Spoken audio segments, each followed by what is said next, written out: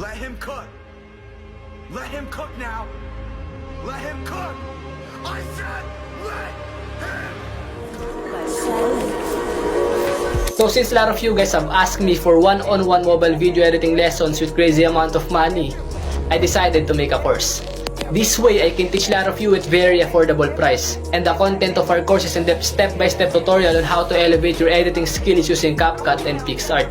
We also have a freebies worth $100. Our freebies is additional courses from Iman Gadzi, Hamzam, and many more. There are some ebooks too about sales and essential asset for editing.